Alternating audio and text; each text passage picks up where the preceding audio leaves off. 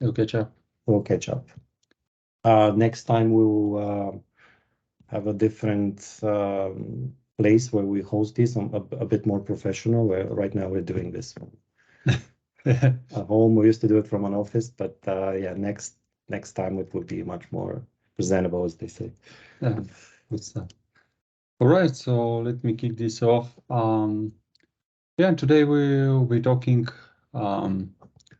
So we're going to have the usual overview of the changes in the Microsoft Cloud world for the last, I would say, 2 months, because December we were off, if I can say that way.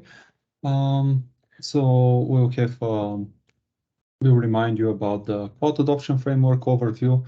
We're not going in details because we already covered some of this. We had a dedicated session to this topic, both in Bulgarian.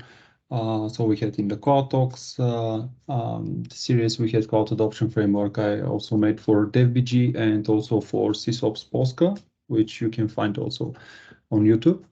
And today's focus would be just to onboard you, and then we'll do a Azure Governance overview, which will also be like the fundamentals for the coming series, where we'll go in detail for each of the disciplines. Important thing to mention here is that all Cloud Adoption Framework and Azure Governance overview would be presented, of course, taking in consideration the Microsoft best practices recommendation, but there would be really, how to say, impacted, the presentation will be impacted by our experience and how we use these tools in order to help our customers and make sure that all of these tools are tightly aligned to them.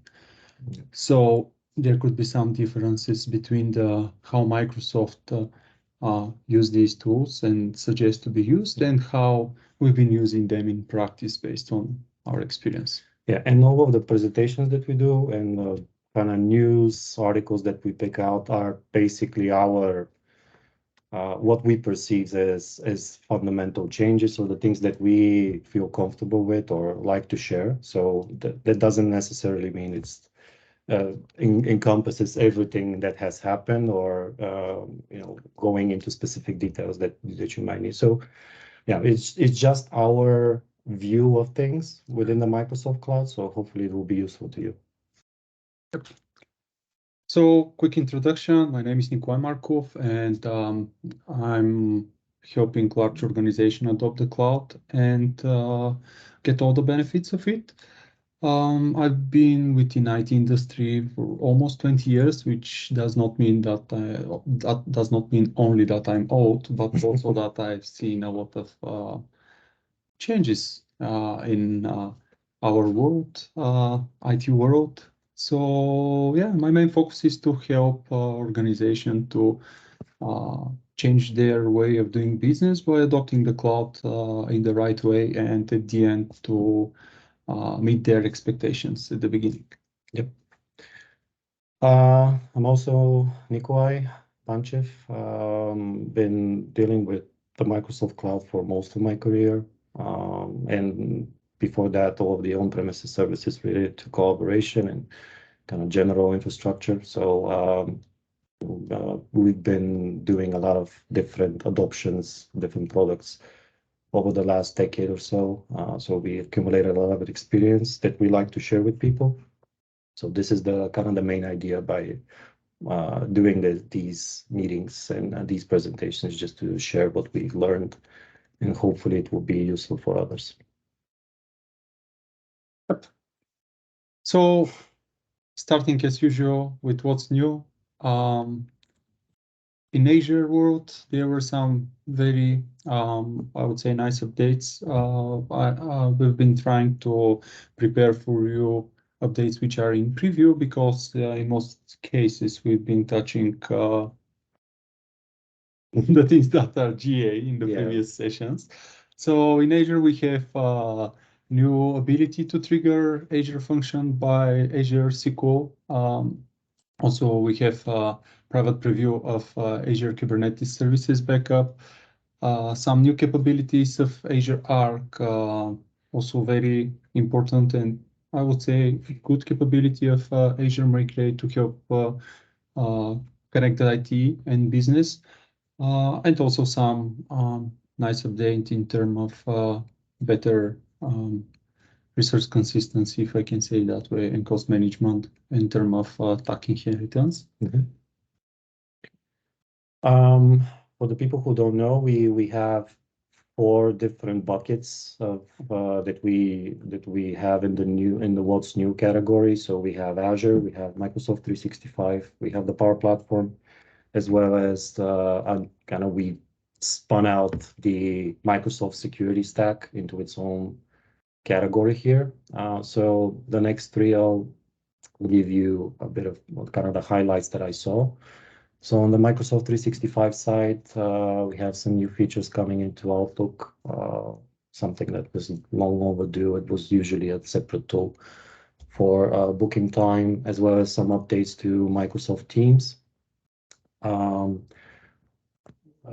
We go to the next one. For the Power Platform, we have some news about the RPA, unattended and attended RPA scenarios that are available now. Pipelines is coming to Power Platform in its own, I would say, different version of pipelines. I mean, kind of different from what we know from Azure DevOps. And Power Virtual Agents, some new authoring experience, so it's much more unified the way bots are being created. So as the Microsoft security stack goes, and by the way, for security, we cover both Azure stuff as well as the Defender suite. So we have here you will have different news. I mean, obviously we cannot cover everything that has happened, but we usually try and mention the stuff that we noticed and we feel it's important to mention. So for Microsoft security, we have the updates for Defender for Cloud Apps, and the general role-based access control for the Microsoft 365 Defender, and some new additions to the Defender for Endpoint capabilities, as well as something I've added to Azure AD, now called Entra, which is the support for IPv6. So this would be that segment with what's new, and then we're going to start with the general presentation for the governance. Good stuff. Okay. So starting with first update, as I mentioned in the highlights, so Azure SQL trigger for function. How much options we have to trigger a function, and this I would say is a pretty good addition to all of these. So right now, with a small configuration, you can monitor a table within Azure SQL, and based on changes of this table, you can trigger a function. So it's require some setup in terms of SQL change tracking and SQL binding, but in general, is I would say it's not something complex to configure. Important thing here is that keep in mind supported only on premium and dedicated plans. But I guess the majority of people are using actually these plans for the Azure SQL production environments. The next one is Azure Kubernetes Service Backup. This actually preview is private preview. So in order to participate in it, you have to fill a form. You can find it in Microsoft website. And I know that a lot of people are using a third-party solution in order to back up their Azure Kubernetes, their in general Kubernetes services, including Azure Kubernetes. A lot of people do not back it up at all. It's really depend on your use case. It also may be connected to if you have some compliance regulations. which require to have such a backups in place. So like backing up the etcd or this kind of stuff, especially the stateful stuff.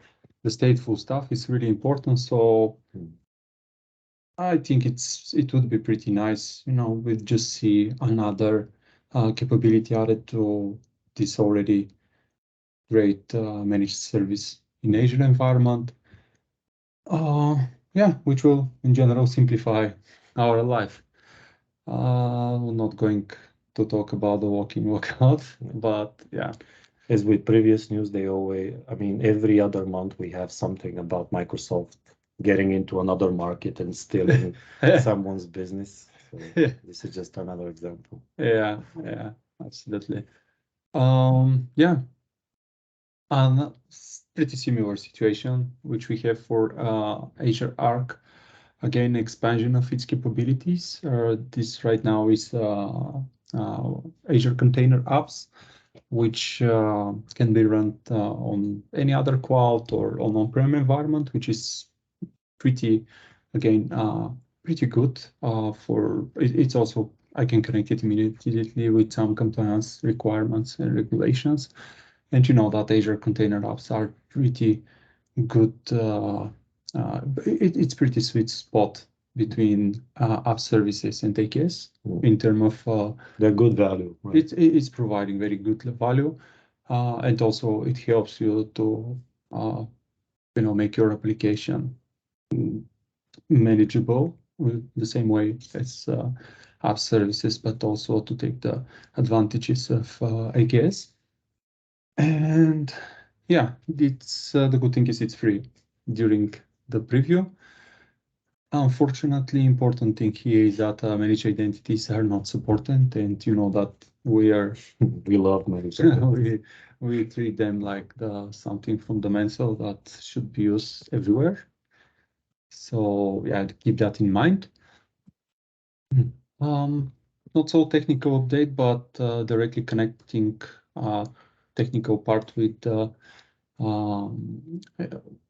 financial stuff, which is also important. And this new capability of build business case with Azure Migrate, it's been weighted a lot because already Azure Migrate can do pretty good stuff in terms of helping us at least to have some good understanding how our environment will looks like in Azure. But right now we have a built-in tool which will help us again to understand better what would be our return of investment. One important caveat here is that in general for Azure Migrate, you might require to play a little bit with it in order to make sure that it's meeting not only your cost expectations, but also the performance ones, because based on my experience, it really loves to lower a bit your footprint in terms of compute in order to show you how some better cost using Azure Cloud. But yeah, this is definitely great great tool, and I already used it last week, so it's pretty nice. It's a good tool to win business, right? If you yeah, it's because in general we have to do it by your own. Yeah, there's one great site created for the actual cost of VMs and VMs mapping. It's not even Azure, it was something .NET Azure, but yeah, I mean, just let me know and I'll put it in the. We can put it in the description of the video. Description. Yep. But definitely great tool, and yeah, it's just helping you to show to your stakeholders and more business-oriented people the real value and total cost of ownership of migrating your workloads to Azure.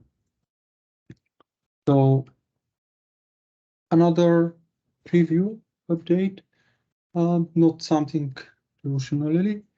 There's other ways to do that, but in general, we have built-in capability to inherit tags in order to have better cost management. These tasks you can apply them on subscription or resource group level, and they'll populate to the child resources using records. Instead of using the shell to try and add them manually, right? Yeah, you can have additional policies. Yeah, There's a lot of tools like we've been implementing this in PowerShell, Terraform, using different scripts, but yeah, it's just a nice capability that you can play with. Okay, so let's go quickly through the updates for the rest of the services. So the first one is bookable time coding coming to Outlook, which is basically something that has been previously called Microsoft Bookings, and there were third-party tools for it, but essentially it can manage your booking time better. You can designate a piece of your calendar that's allowed for booking time, and you can share this out individually through links. You can even define permissions. So it's really useful, I think, especially if you're dealing with a lot of external folks, you don't have calendar sharing support. This is something that you can reuse. Right now, I saw it's only available in OWA. So I'm not sure if it's coming to Outlook as well, but probably it will be. It's just most of the features that are being implemented on the client side are usually coming to the web client first and then to the desktop. There were a lot of updates to Microsoft Teams, especially for devices and new peripherals and features, but I'm kind of focusing on the stuff that really, as a long-time user myself, and everybody's using Teams now. Back in 2018, when we were just starting, still people were cautious about it, but now it's everywhere. So these feature updates make sense as people use Teams more and more. So one of these is the ability to delete chats without actually deleting the whole conversation for everyone. So just a nice way to get rid of some of the clutter that we have piled up in the client or within Teams. Also, the ability to add people directly with that mention into a group chat instead of going through the menus and trying to locate them. That's another, just to make things easier if you have a lot of conversations constantly with random people and you try to organize them fast.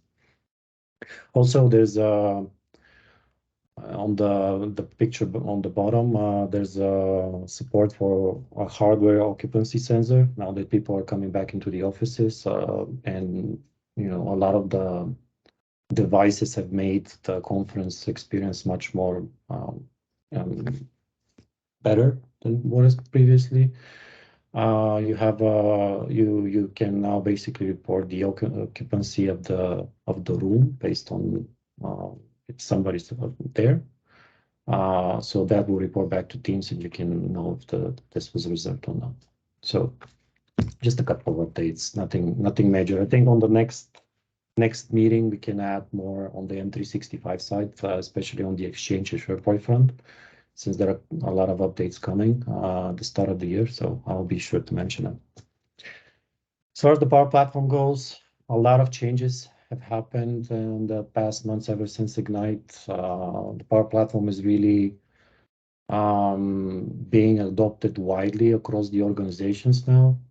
It's one of I'm thinking it's becoming one of the key tools that allow people to do applications and just extract more value from the things that they're paying for Office 365.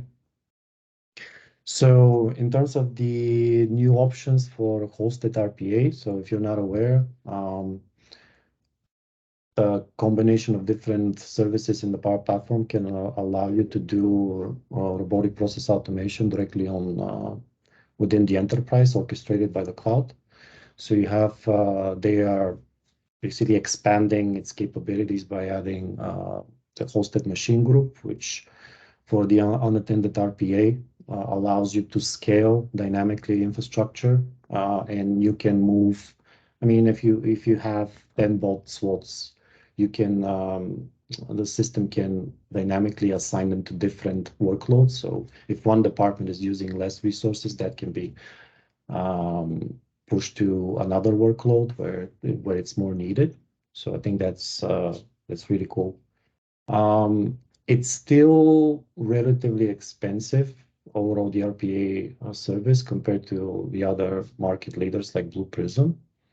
But I think it's gonna take a lot more market share over the next couple of years. Also, the ability to integrate with Azure virtual desktops is also key. If you don't want to have any sort of infrastructure, you want to be cloud only. So yeah, it's kind of cool. It requires additional spending, of course, licensing. So, but it's worth the shot if you already are using RP for within the organization. Okay, pipelines for the Power Platform, which takes a lot of the burden when it comes to the development, especially if you're doing real development on the Power Platform with not just the citizen development people within the business side would do, but professional development within IT usually. The export, import pieces of code and solutions has always been something that people didn't like when they're doing development.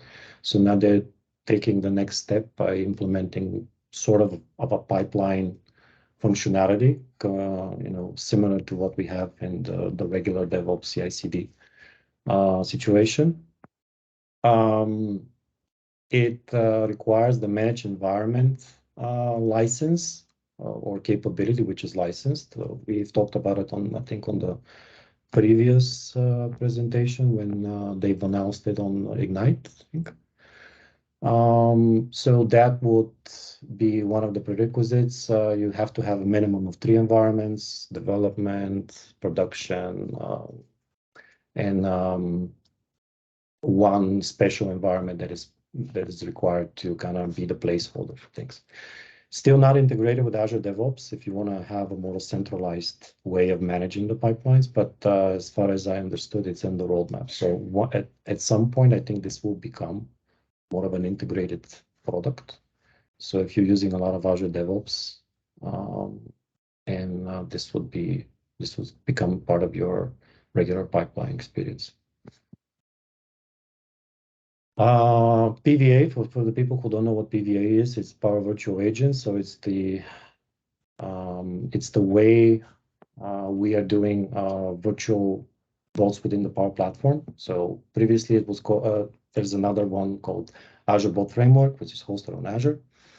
And two are similar. I mean, on the back end, they're very similar, but the overall experience where creating solutions is different.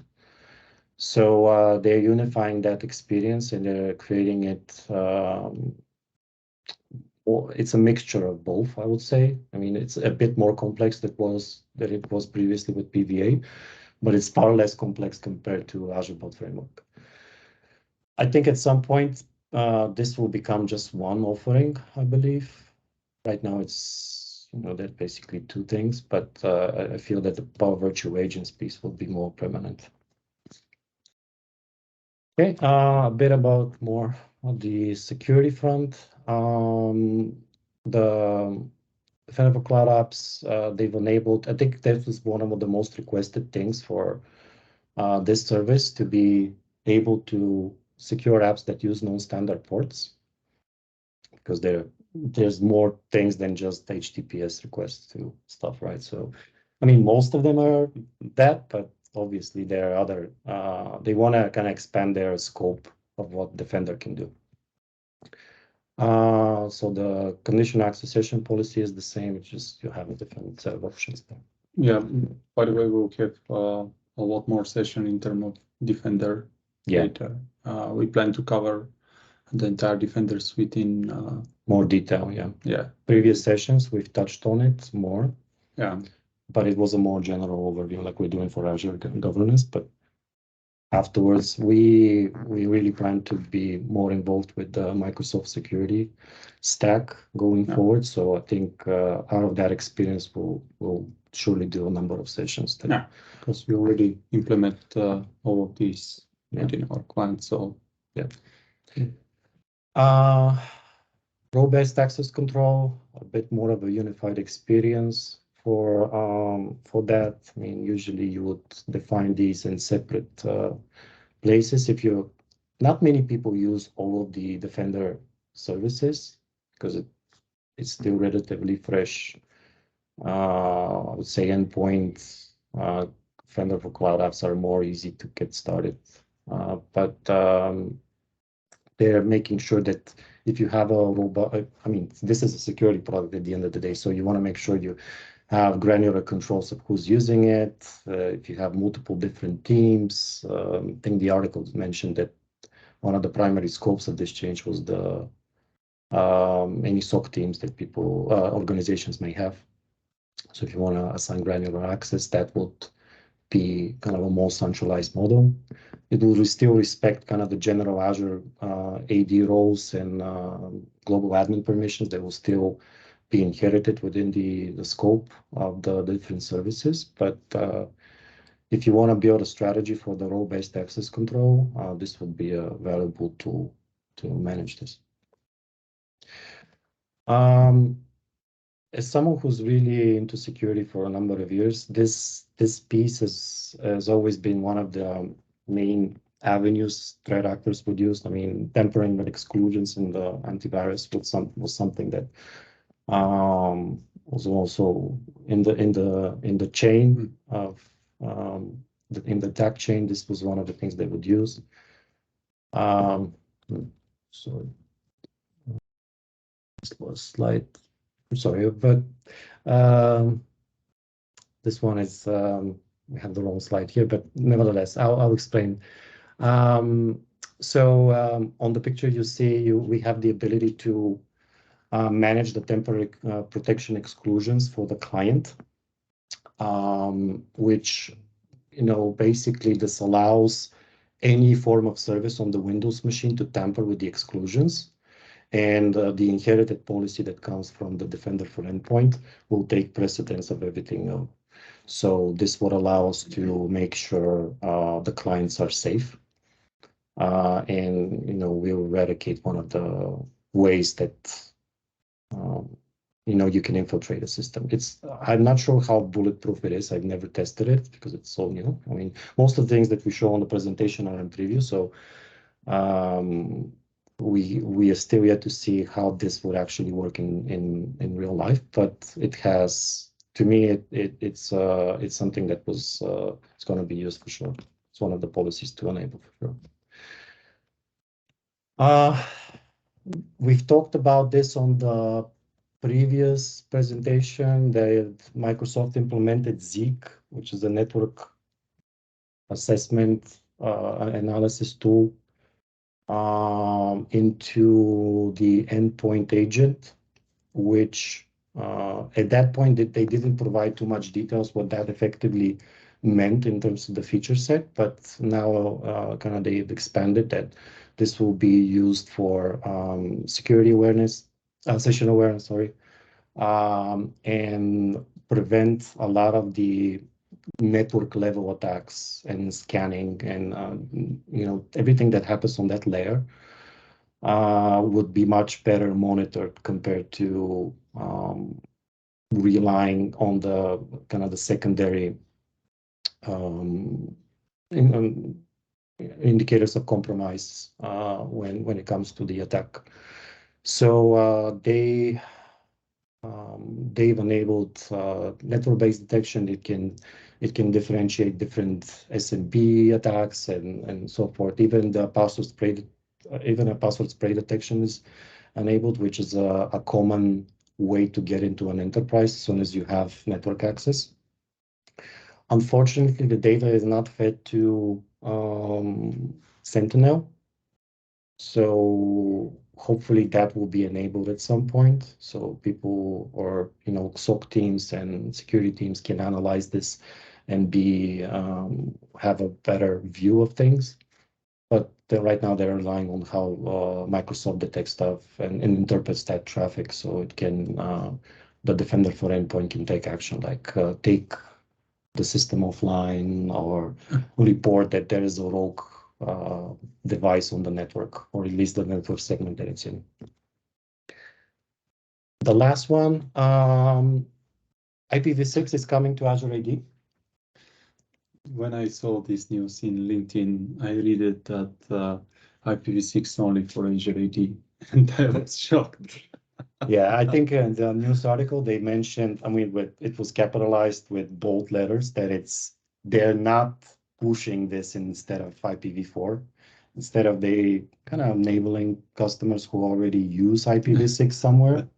Because if you don't use IPv6 in your network, it's pretty much useless. Yeah. I think it's just the start. I think the IPv4 pool has been exhausted for a while. It's been expensive to get. And it doesn't make sense for organizations when IPv6 has been around for, I don't know, maybe decades now. I don't know. I mean, Yeah, but just to mention that this conversation is going on for the past 10 years. Yeah, so true. It may continue for the next 30, I would say. So yeah. It really depends on how many of the services will go into the cloud, because usually these IP addresses will be assigned to organizations. Now, probably most of the IP ranges are within cloud providers or something. Yeah, but as you see, for example, with Kubernetes, there's multiple options to not care much about the IPs. So still, when you're routing over the internet, obviously it makes a difference. So they have a phased approach to implement this in the separate services. I guess Azure AD is one of the first few to get it. And I saw in the screenshots of the preview that you can already go into the conditional access policies and enable this. I mean, if you want to do a policy specifically for this, you can do it. Cool. We should try that.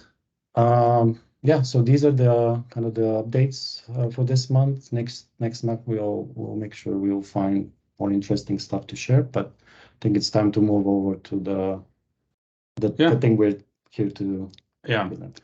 So again, just to the idea of today's meeting is to get to have a high-level overview of the cloud adoption framework in general, including all the steps involved. As I mentioned before, we already covered multiple times the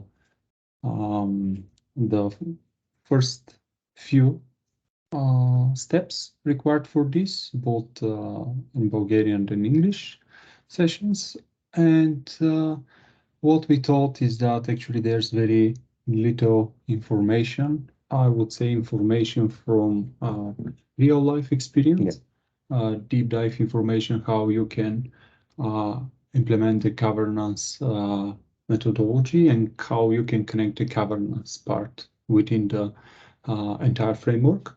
So that's the reason why we decided to have governance series. So today we were talking more about the cloud adoption in general and where governance sits within this whole picture. And starting from the next session, we will go in details in the actual methodology and more importantly, within each of the disciplines that governance cover.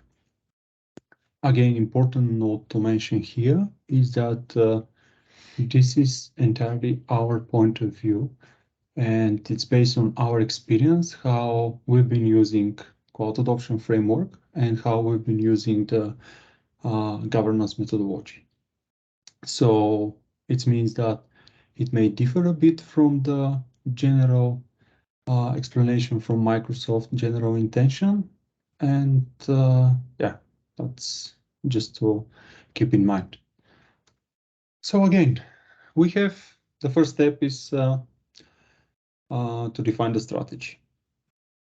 And another important note, you can use these cloud adoption frameworks not only for migrating on-prem to cloud, but also you can use it for migrating between the clouds to some extent. So starting with the defining strategy, in this phase, we have to understand why we would like to move to the cloud. We have to understand more about our expectations of taking such a step, and we have to think about what kind of project would be a good candidate to start with. Then in the second phase, we already have the strategy, so we have to plan how to execute this strategy. So we have to have better understanding of our digital estate. This there's multiple methods of 5Rs, or there's a different way of prioritizing the workloads. We can prioritize them based on different functionality or importance, criticality. Important step which the majority of organizations and people are missing is actually initial organization alignment and skill readiness plan. So it's really important to think how you will upskill your people in order to be ready for such a big step. And you should have a clear plan with actual goals that you should focus on in order once this adoption is done, these people to be able to help and not only support, but innovate and improve your new platform, if I can say that way. And also there will be, in order to take the advantages of getting experience during the entire migration, it would be better to focus on these steps as soon as possible. Then we have the ready phase, where in general we have to take care of setting up our environment. So if you can imagine a house, it's like the plumbing there. We have to prepare all of our pipes, our electricity before moving within the house. So here there is multiple best practices recommended from Microsoft. So you have to identify your cloud operations model here. And yeah, I'll go in details a bit. Then we have the adoption phase, where actually right now we have migrate. We also have another phase because, of course, this framework is improved over time. It's never ending. Yeah, it's never. It is not static stuff. So right now we have migrate and modernize phase, and then innovate. And of course, we have the govern and manage initiatives going on. So again, first, a bit more details. The motivations. What kind of motivations could be? They could be data center exit. They could be requirement for global reach. They could be some operations reductions, and there could be multiple motivations. The business outcomes could be more customers, fast time to market. We definitely in this phase have a lot of work and a lot of discussions with non-technical people from the business, people from the finance. Business justification is directly related to the actually prepare clear criteria of the that really this move makes sense, and help executives and people which are not that technical, more business oriented, to see really how the cloud would impact their way and their usual work, and in order to justify the entire move. It goes without saying that this is one of the most important steps. Absolutely, yeah. Unfortunately, the majority of the time we've been spending in fixing such a cloud adoptions which totally omit or highly omitted this and the next phase. And they jump directly to the ready and the best and adopt at worst. But yeah, so identifying the first project, we've been talking about this, but in general, it is good to be something which is not your most critical application, Right. but at the same time, it's good also to have some to be meaningful for the organization, Yeah. not on some Should have good application. visibility. Should have some visibility, yeah, and not something that actually nobody is using and it's just burning, yeah, burning your budget, if I can say that way. Then the plan phase, here we start looking in more details in our digital estate, which in general mean our application portfolio. Again, as I said, we can combine applications based on different functionalities, non-functional requirements, again, in terms of criticality, or it could be even complexity. We may decide to not start with the most complex one. But and also what we're going to do with this application. Shall we just do lift and shift? Shall we replatform them, for example, moving from IaaS to platform as services, or we're going to re-architect them? And of course, we always have the option to retire them. And yeah, then we have the initial organization alignment. So as I mentioned, here is we have to understand how our organization is prepared for this move. Together with the skill readiness plan, it's actually really important to map the current skills of our talent to the expected skills that they will need in order to manage the environment. And again, my main recommendation here is to do this as soon as possible. If for some reason you meet that, it's highly important to put some goals of the teams in terms of it could be like get some certification. I know a lot of people don't like certificates, but the truth is that they really, even if some people are using dumps or whatever, they still help to At least get you started with. Get you started. And to be honest, people which love what they're doing would really enjoy of this stuff. They're very structural. They're very structured, and also the best thing is that they provide a big picture, so you're able to see full options that you have moving to the cloud. Because in most cases, the majority of people are utilizing like some small percentage, and this is just because of their, again, digital estate requirements. And then at this phase, we should have clear plan how we're going to execute the strategy that we prepared. Then we have the ready stage, as I mentioned. A lot of documentation we have available here from Microsoft, so you can use best practices for multiple ways of create your, as I said, plumbing and electricity for your new home, the cloud platform. So you can, let's say, have more simple setup if your applications are, how to say, more consistent, have pretty similar requirements. In most cases, you will have just one simple landing zone.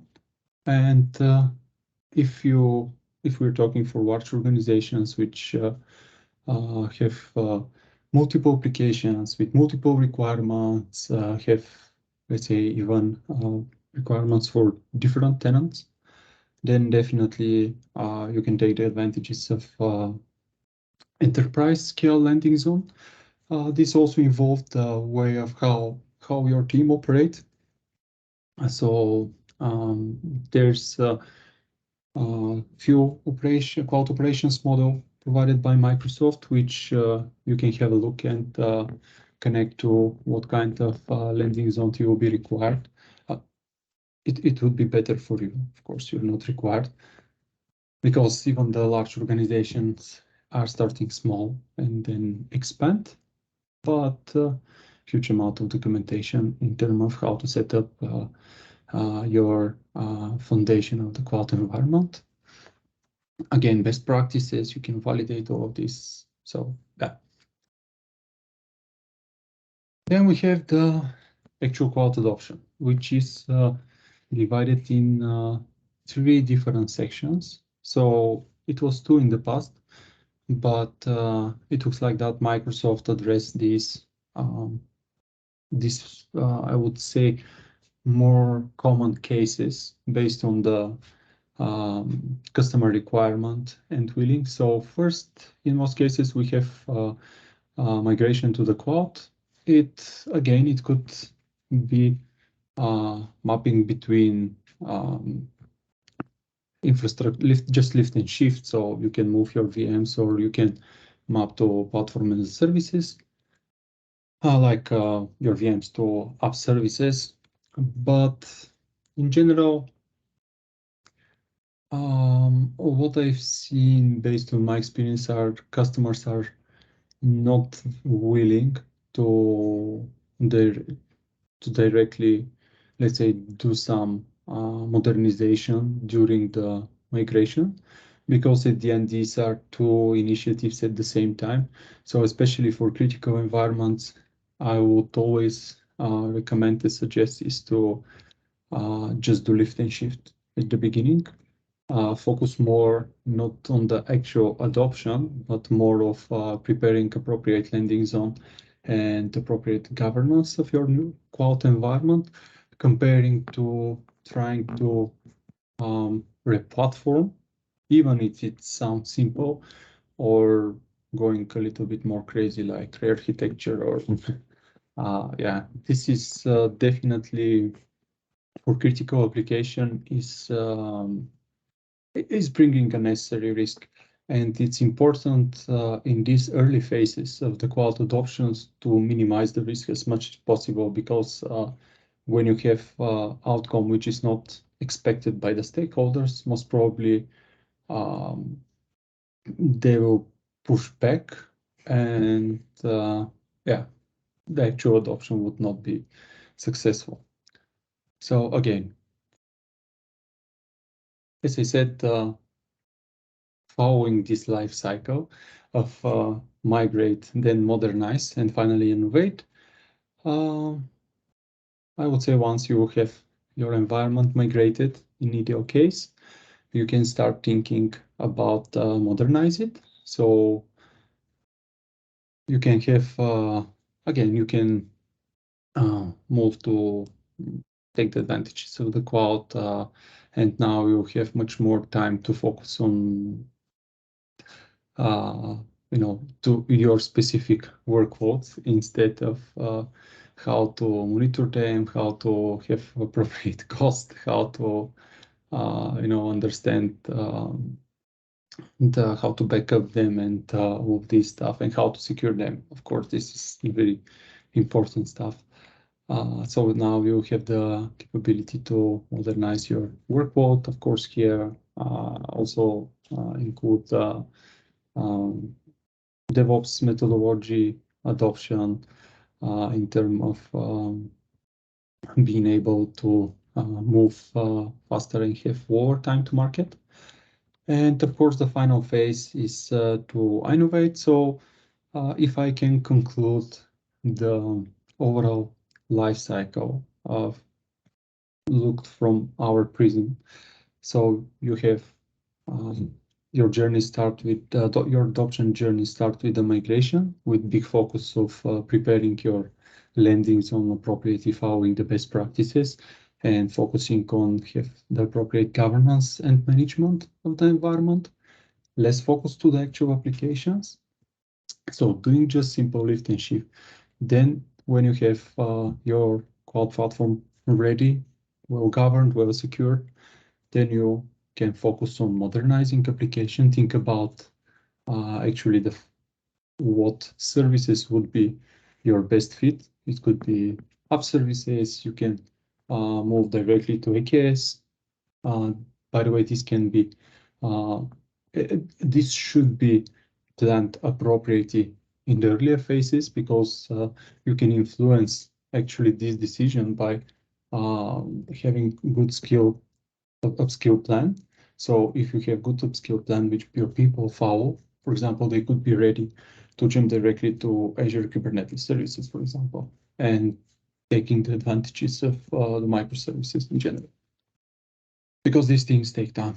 And of course, once you modernize your application, then you become on the never-ending cycle of and actually the biggest benefit of the cloud platform is actually that the platform innovate and develop itself, and your application is taking the all the benefits and opportunities of all of these new capabilities of cloud platform, which they all sits on top of it. So as we're talking on each time with all of our updates, you're getting more and more and more each month from the cloud. And again, when you focus more on building the processes, building your people, the skills of your people, you will be able to take the advantages of this innovation of the platform, and at the end, your application will innovate together with the platform. I can highly recommend. There is, by the way, a lot of sessions about the platform, but long before the platform become so popular as nowadays, there's a lot of sessions. Some actually great session by Greg Hope, which you can have a look on the internet. The magic of platforms. And yeah, then we have the actually ongoing initiatives during all of these stages. We have management operations. As I mentioned earlier, here we also have 5 disciplines, but in general is to build this practice of understanding how which of our application are important, how we're going to monitor them, how we're going to protect and recover them, and have all of these agreement documented, because again, in most cases, organizations are growing too fast. They adopt the cloud too fast, and they don't have much time to spend on actually building appropriate framework to maintain their digital asset in the cloud. By maintain, I mean to make sure that it's secure, it's performant, and at the end, it's meeting their the stakeholder expectations, or even exceed them. So yeah, we may have additional session for the management operations. And at the end, we are come to the govern part, which in general is highly connected with corporate policy. It's highly influenced by the corporate policy. So a lot of the standards in general, it helps you to onboard your corporate policies, to translate them to the cloud, add some content, change other content, change the way of how you actually follow these policies, how you execute them. And yeah, I like to give one example for the importance of having policies and a lot of documentation, how this stuff should going on. Again, citated Greg Hope. It's about 9004 year in the Baltimore. So they were a fire, and actually in Baltimore, Maryland. So the entire downtown of Baltimore was ablaze. All the firemen. It's not funny. Definitely, it wasn't in the past, and now as well. So all the firemen were there. Actually, they start bringing people from other location, other cities around Baltimore. And the problem was that when the firefighters equipped with their tubes and etc. when they come hoses and they came to Baltimore, actually they realized that they can't connect to the fire hydrants because they're using different standards. So and they were the only thing that they can do is actually just see how the city was burned by the fire, weren't able to do anything. So yeah, that's having standards is crucial and really important. And it's even if you don't have them at the beginning, it's good to take care of that even in later phases.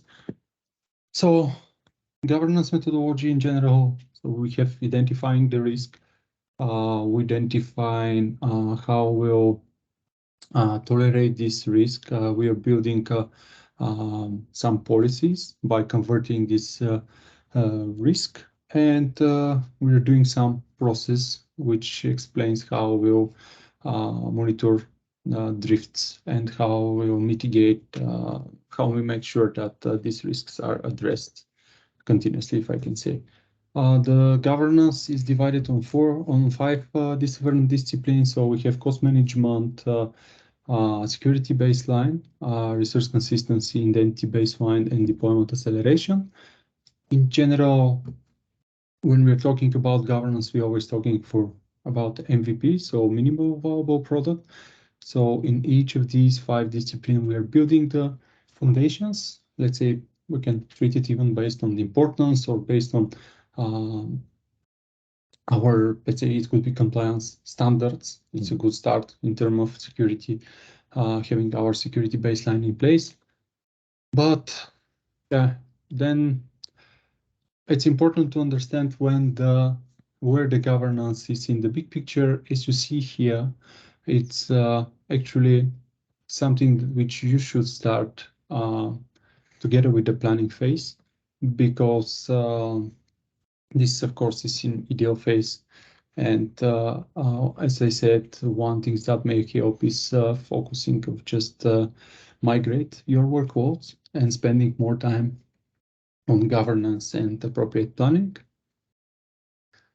And important things here is even the connection between landing zone and governance. So based on my experience, a lot of people are combining these two initiatives, or at least involving teams responsible for each of these initiatives to build both the landing zone and the governance practices together. In my point of view, this is really, really good strategy, if I can say that way. I really like the outcome of this, because you can pretty easy and immediately can prepare the actual policies that you would like to implement once you have final decision of the design of the specific solution and you understand what you really want to achieve there. So yeah, even Microsoft, this was not how to say part in the past in the actual landing zone, and now we see that even they connected a bit more with governance. So I do not wanted to touch much about the methodology of the governance in general. There's some nice benchmark, but the plan is next month when we start talking more about the cost management and the different methods and ways that will help you to have appropriate cost management of your appropriate and efficient cost management of your cloud environment. We'll be talking more about the methodology and what is available from Microsoft, let's say, documentations. For example, there is some good governance benchmark with a set of questions which can help you to focus on different, let's say, put more focus on the different disciplines and take some actions. There's also some templates that you can use for that, but I plan to leave that for the next session. So we'll have session for cost management, we'll have session for resource consistency, we'll have session for security, for identity discipline, and for deployment acceleration. Again, these sessions would be really based on the real life experience and how we've been using the framework to help our clients. And yeah, I would give more examples next time. So thank you very much. We were a bit shorter today, but that's the first session. Really don't want it to take much of your time. So it's time I think it was still a lot of information. So yeah, yeah. So maybe you have any questions, recommendations? I know we had more people, but some of them left. I mean, I guess it's time for say it was just 5 minutes ago, so I guess it's because yeah. Probably some people had meetings to attend. Yeah. So, any questions that we can answer? Anything you want to add, or you can send in the chat, or